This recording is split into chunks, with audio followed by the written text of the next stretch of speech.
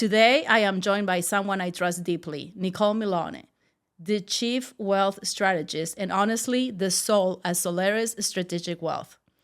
Nicole does not try to do it all herself, and that is exactly why we work so well together.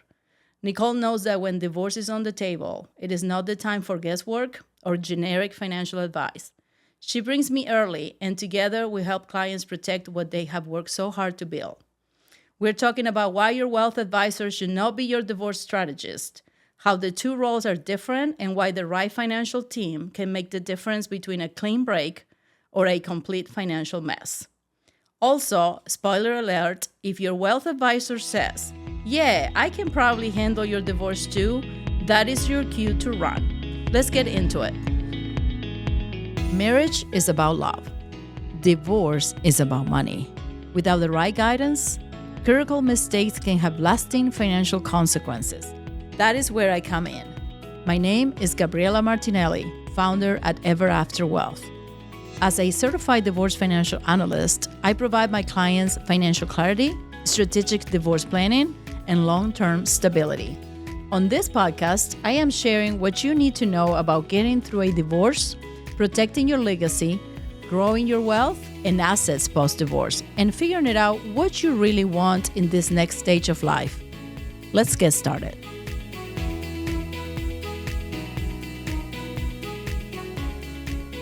Hi, Nicole. I am so excited for our conversation. So thank you for being here today. Yeah, I'm so excited to be here. So for those that are listening, they don't know you. Can you tell us a little bit of what is that you do? Yes, so I'm the Chief Wealth Strategist for Solaris Strategic Wealth. And so I help people in understanding how to use money as a tool. My focus today is on first-generation millionaires and helping them understand how to use money as a tool.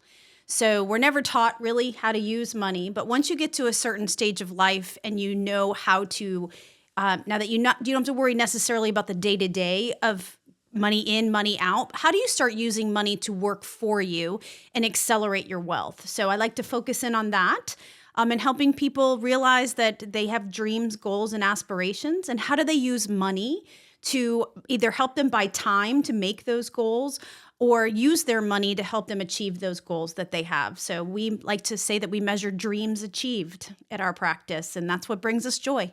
I love that. So when is there a particular time in life or in time that your clients should start working with you? Do you have like one specific moment in time that you would like for them to work with you, or do you work with them whenever they need you? Usually there's a couple of different avenues for that, actually. So we work with anyone who really wants a financial coach. So they want to know that they have a plan in place, that they're maximizing their after-tax income. Are they filling all their buckets, whatever those buckets need to look like? And so we encourage them and hold them and be their accountability partner when it comes to achieving those goals and making sure they're on the right path. And then when life happens, we look and we adjust. What do we need to get done differently and do differently to circumvent whatever has happened? And so life can go on. And we just need, usually we're coaching them through that and giving them peace of mind so that they know, yeah, okay, that was usually a crappy thing that we had to go through, but this too shall pass and we can overcome those obstacles. And then I also really like to focus in on retirement income planning. So I'm working right now on my RICP, which is a retirement income planning certification or designation. I really like helping people, not only the money side, but the behavioral side of how they move that transition into retirement. You're now going from, a calendar that drives you on your day-to-day to, I don't know what to do with myself. So how do you prepare for that conversation with your family, with your spouse, and with yourself, right? So I love driving that side of retirement income planning. It's not just about the numbers. What are you going to do with your time? So many people, their jobs define them for a good portion of their lives. Yeah. So when they no longer have that, how do we help them move through that transition? So that's really what I'm going to be focusing on in the future as well. I love it. And you said life happens. Life happens. And when you're working with your clients, life happens. And one of the things that happens sometimes is divorce. That is so true. So you and I have worked together in several cases and collaborated. And I think there was different instances, people that were not working with you or people that were working with you. So let's talk a little bit of those that were your clients and life happens and then they're going through this process. What makes you bring them to me? How is that you bring me into the picture? When do you believe is the right time for me as a CDFA come on and kind of like get into the little train with you for a little and then I will get off, right? Because it's just a little period of time. But how do you go through that process as a financial advisor, right? You are advising these individuals sometimes for years and years and years, right? Decades. And then this happens and then they need something different potentially. So how do you go through that process as a financial advisor to say, oh, Gabriela needs to come in? Yeah, for me, it's as soon as I hear there are potentially marital issues in general, because I see your role in my clients' lives of helping them to prepare for, is this something they want to do? I can help them understand financially that they're ready to do this, but sometimes it's emotional and they need a third party, someone outside of the relationships that they've had. But also what you bring to the table for my clients is that legal aspect, that kind of legal view, that background that you know what the courts are going to look for, right? Because just your history of where your life has taken you, right? So I as soon as I hear I'm not happy in my marriage, or I'm going to be going through a divorce, or I have a lot of times I just have my clients go, I have a friend who is inquiring, where do I send them? What attorney? And I'm like, okay, well, have you considered having a separate conversation first with a CDFA and really getting a hold on what's the financial situation of a divorce? And then that CDFA should have all the connections with all the right attorneys in the market of which you live or you're at, or they can guide you through how to interview the right attorney for your situation. So I see you as my first step as soon as I hear there's problems or issues, and I just want to be educated. I love that. And I always say that the first call should be the CDFA. The first call should be the CDFA, which is very hard because everyone asks for an attorney. Yeah, they think that's what they're supposed to do. That's what they think so. Yeah. So this is something that I want to ask you this question. You know how I feel about that, but I want you to tell me from the point of view of a financial advisor or wealth manager, there is a lot of CDFAs out there that are financial advisors, that they believe they want to do both. They can do both. I'm not going to share my views right now. I can answer after that because I have very strong views about that. But how do you feel about that? Because you're a financial advisor. You could be saying the same thing. You could say, I can do a CDFA work. I can do this. I can learn about what does it mean when it comes to finances and divorce and dividing assets and strategy and all that stuff. Why don't you do that? Why don't you feel that should not happen together? Yeah. For me, I think I've never been through a divorce, so I don't know how I would be consulting to someone. I take a much different emotional approach to everything I do, behavioral approach, right?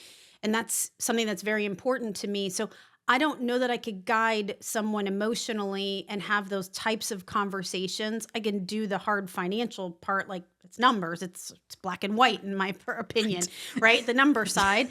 Yes. So I think that I've never pursued anything like that because one, I don't have the experience, but two, I specialize in my zone of genius, which my personal zone of genius is that behavioral side of money and how to work with money and use money as a tool and be an educator about money. I think a CDFA needs to have all kinds of experiences in like dealing with divorces and within the legal area of, everything that goes along with that. And for me, all of the expertise that you bring to the table. So it's not 100% of what I do on a daily basis. So I see it very important to hire the right professionals so that I can focus in on my zone of genius and I can bring the best partners to my clients with the experience that I believe that's needed. So that's, I know that other financial advisors pursue the certification. But it wasn't really until I met you that I didn't know that they weren't really supposed to manage people's money if they worked as their CDFA. So when I found that out, I was like, why would I want to do that? Like, Right. these are my clients, like, these are my people. So that's why, ultimately you and I, work so well together that way, because we're not in competition. We're here to support our clients and do the right thing for them and bring our zone of genius or our expertise to the table and really do it well. Yeah, it's interesting. A lot of the advisors, and I know what I told you, is that there's really a conflict of ethics. Like when you go through the process, certification, you study your exam, the first thing they say is like, you cannot do both. Like you cannot do those at the same time. Like you have to separate the two, which I always felt, and I was an advisor for a time, but you think one way, and as a CDFA, I think a complete different way. And I know we have had conversations about clients when you say, well, I suggested she did this. And I said, oh, well, that is a problem, because it's a problem for the divorce process. Not that the advice was wrong from a financial point of view or the goals or the future. Yep. The problem is that every time you make a financial decision during the process, it affects the actual outcome of the process. You don't want to do something a judge is going to look at you and say, well, why do you do that? Right. Because, it may have been the best financial decision for yourself, is not the best decision for the strategy of you going through this process. Yeah, 100%. I mean, you taught me that, and I think one of our first cases that we worked together on, I was like, here's what we're going to do, da-da-da-da-da, and you were like, whoa, brakes on. And I was like, what do you mean? Like, what? And you were like, oh, that sounds fabulous for your client, but let's talk about how that works in divorce. And I had no idea. So it's so interesting to me, because there's so many little things and nuances that, and I can understand, because from the financial advisor point of view, it can be the best decision. And I think that that's what the difference comes, right? Because every time I think, which is interesting, you said every time you hear the D word, or you hear someone say there's some marital issues. When I hear those conversations, or somebody brings me in conversations when they don't know what I do, my brain immediately starts planning. Like it's like, oh, they should do this, or I hope they're not doing that, or like, because what I'm thinking is everything you do from that point forward, it affects your case.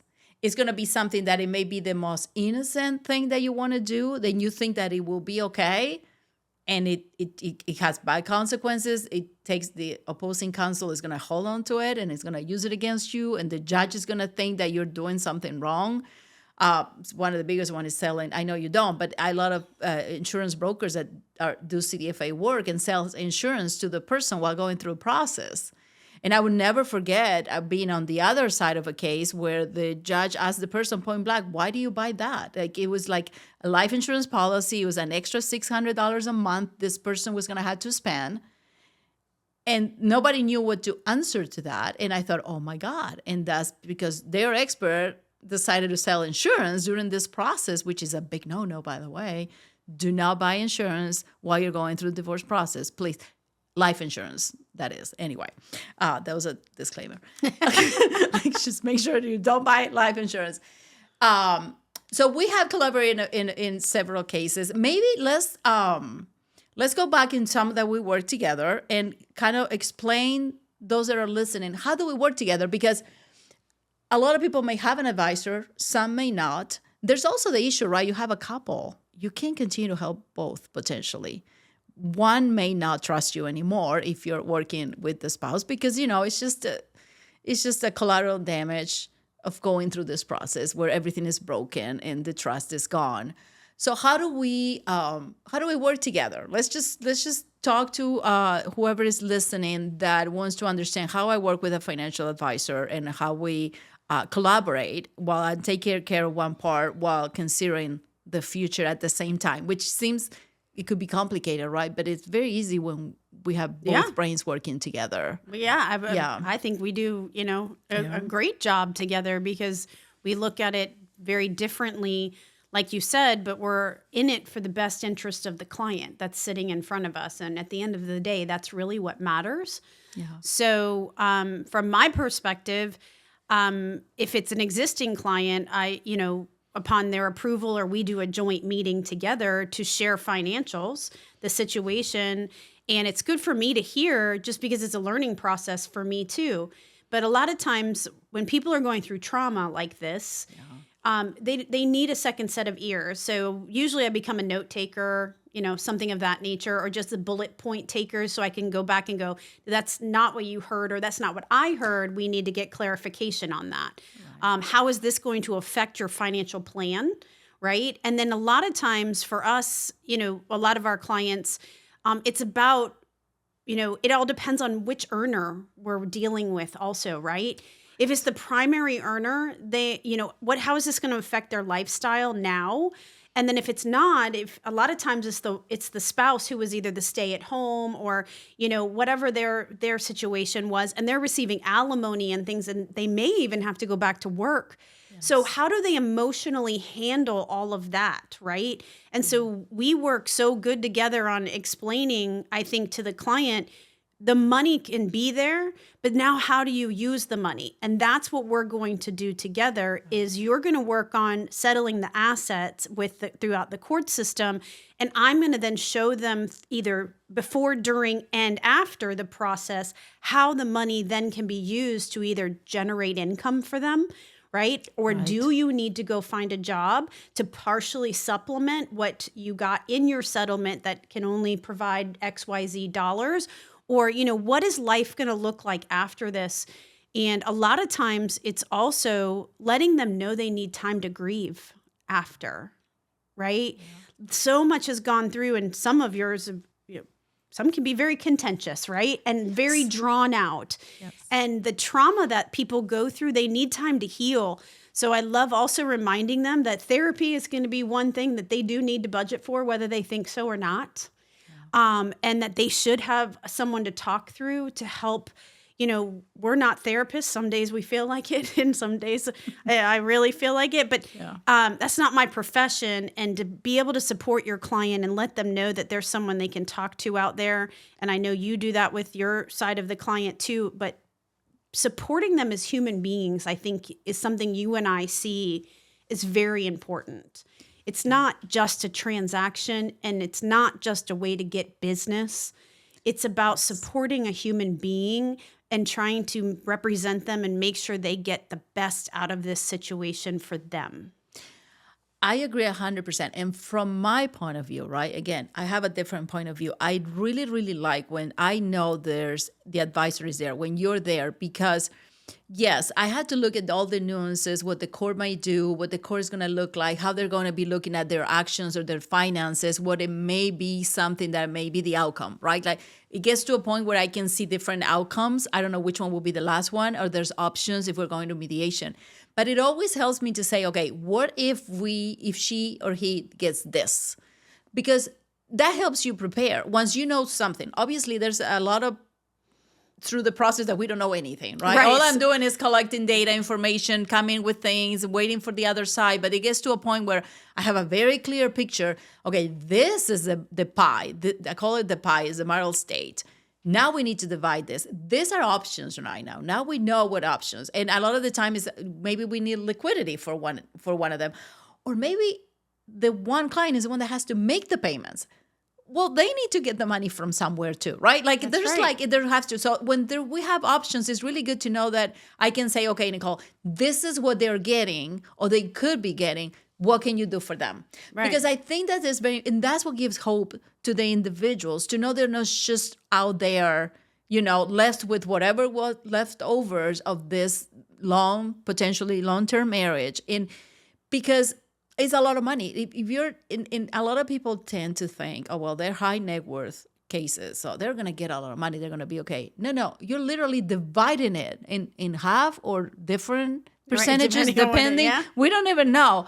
They're not getting that money anymore. And they need to restructure their lives, either to make significant payments to the other spouse or the one spouse that is getting some payments, but they need more. Yeah, is it enough for the rest of their lives? Exactly. Right? Like they had this picture in their mind of what the rest of their lives was going to look like, and then it just sometimes the rug gets pulled out from behind them, underneath them, and your life changes completely. 100%. And I think that the other part of this is because in the ideal world, right, they start working with me very early in the case. We can set those up in that. But a lot of the times they come to me when it's been a long time. And I know we did work the one particular case that I think it was interesting to me. I think it was one of the first times that we worked together. But in this case, it was a case that was going, it wasn't even a case. It was a situation that was going on for a very, very long time. Very long time. Nothing had been decided. Mm-mm. I personally, when I had my first conversation, when you sent me your client, I was like, oh my God, like you need to do this and this. Like I immediately, it was very interesting to me because it was going for so long, and right? And it seemed like you were working with him and life was going, but this was here. Like this whole process was there, didn't end, didn't start. It was like almost like dormant right there, which was costing him a lot of money. Absolutely. Yeah. But, in some circumstances, it was easier to ignore it. Yes. Right? And also not knowing. In that situation, not knowing, but not wanting it either. Yes. Right? Yes. So that's when, again, we become those coaches or the therapists. And Yes. so the only way I felt like I could get him motivated or to see that he needed to do something about this particular situation was to have a conversation with you, which was what was absolutely perfect in the outcome of the situation, because he realized that he was of not right mind at the point in time.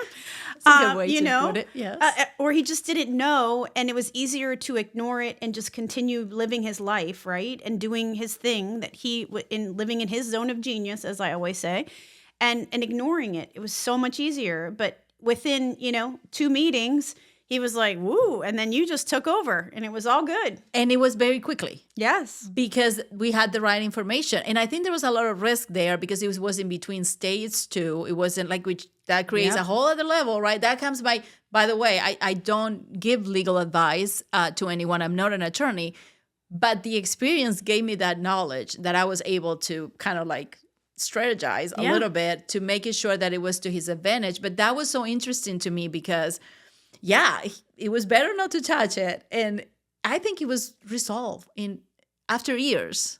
Yeah. It was a few months. A few months, yeah.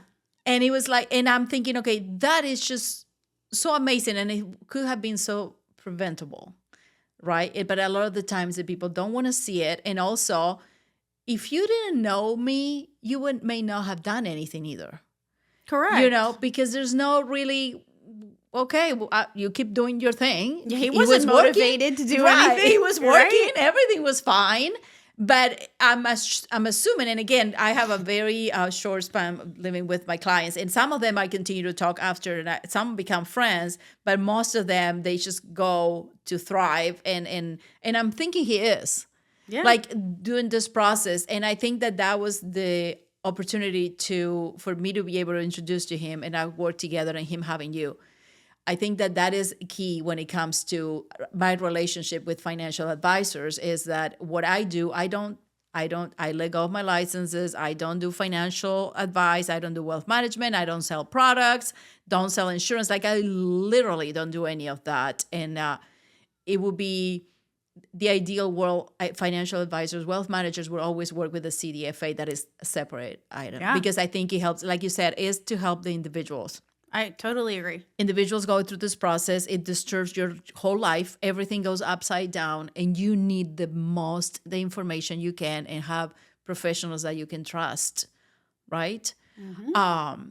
So what do you think that is the biggest risk now that you have a much better understanding of how things work between my world, your world? The biggest risk that some of these individuals have when they ignored the divorce, like he didn't make changes, right? He had a different type of life. He was more like mellow, but there's a lot of individuals out there that are constantly moving money and making investment decisions and selling or buying assets or different type of things, but they ignore the reality of the divorce.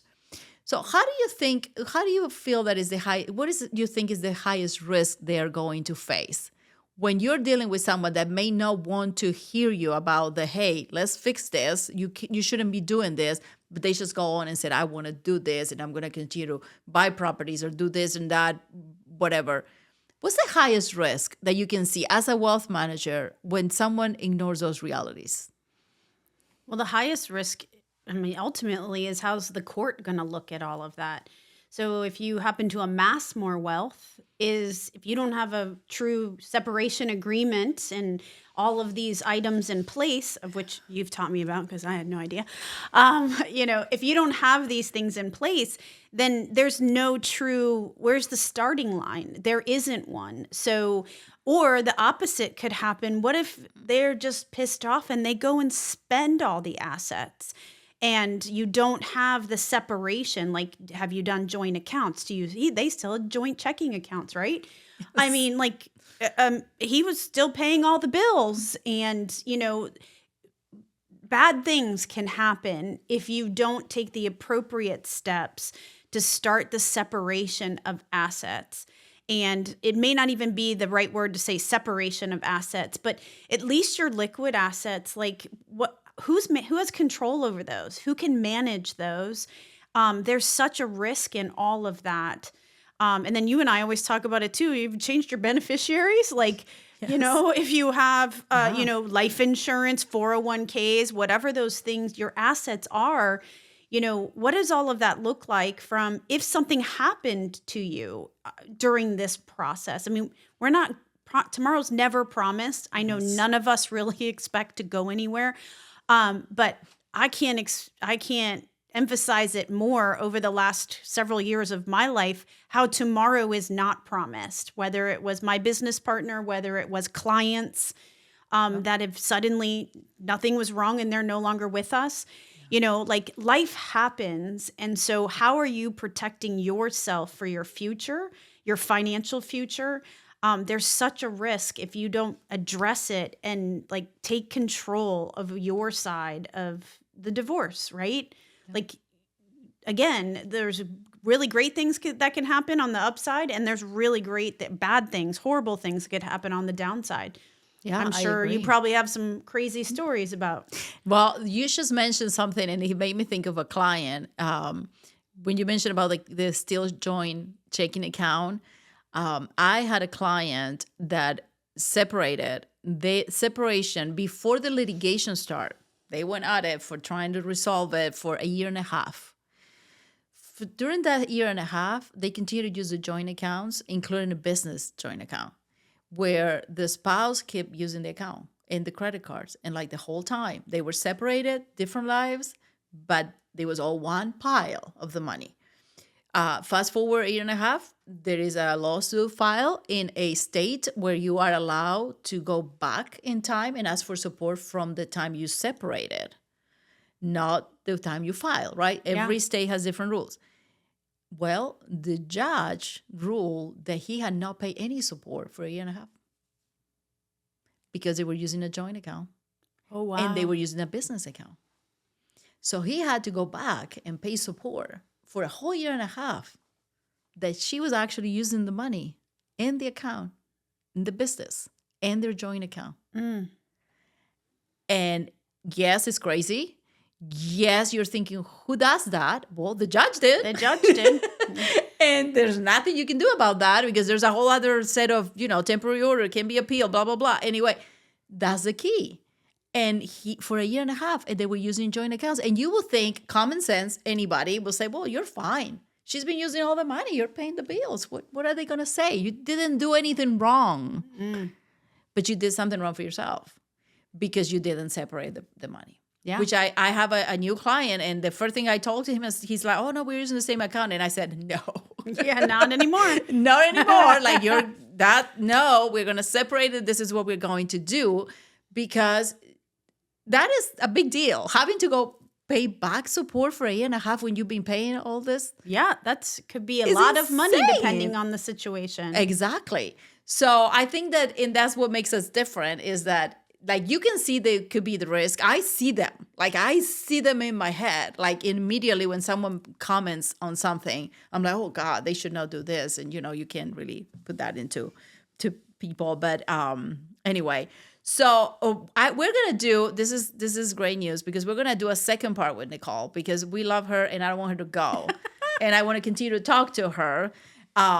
But this was great talking about during the process. Yeah. What it can do, how it's important to bring someone like me as a CDFA to work with the advisor, how well we work together.